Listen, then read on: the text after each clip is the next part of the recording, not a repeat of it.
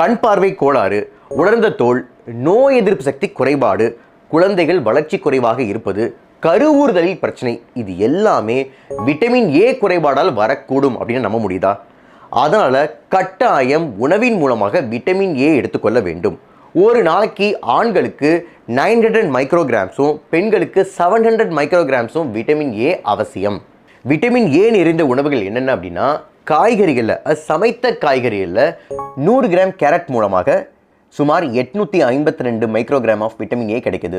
சக்கரவள்ளி கிழங்கு 787 மைக்ரோகிராம், பரங்கிக்காய் 706 மைக்ரோகிராம், கீரை வகைகள் 300லேருந்து 600 மைக்ரோகிராம், சிகப்பு குடமிளகாய் 160 மைக்ரோகிராம்.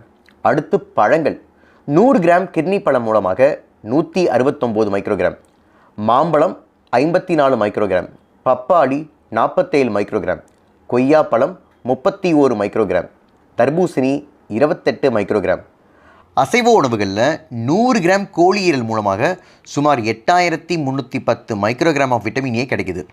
ஆட்டு ஈரல் 7780 மைக்ரோகிராம், சூறை மீன் 757 மைக்ரோகிராம், வஞ்சரம் மீன் 252 மைக்ரோகிராம், சால்மன் அல்லது கிழங்கு மீன் 69 மைக்ரோகிராம், முட்டை 150 மைக்ரோகிராம். இதில் என்ன பிரச்சனை அப்படின்னா, உணவு வகைகளில் விட்டமின் ஏ என்பது 2 ஃபார்மில் இருக்குது. அனிமல் சோர்சஸில் விட்டமின் ஏ ரெட்டினால் அப்படிங்கிற ஃபார்மில் இருக்குது. இதை நம்ம உடம்பால் 70லேருந்து 90% அப்சர்வ் பண்ணிக்க முடியும். ஆனால் காய்கறி மற்றும் பழங்களில் விட்டமின் ஏ என்பது ப்ரோ விட்டமின் ஏ கெரட்டினாய்ட்ஸ் அப்படிங்கிற ஃபார்மில் இருக்குது. இதை நம்ம உடம்பால் 5லேருந்து 65% தான் அப்சர்வ் பண்ணிக்க முடியும்.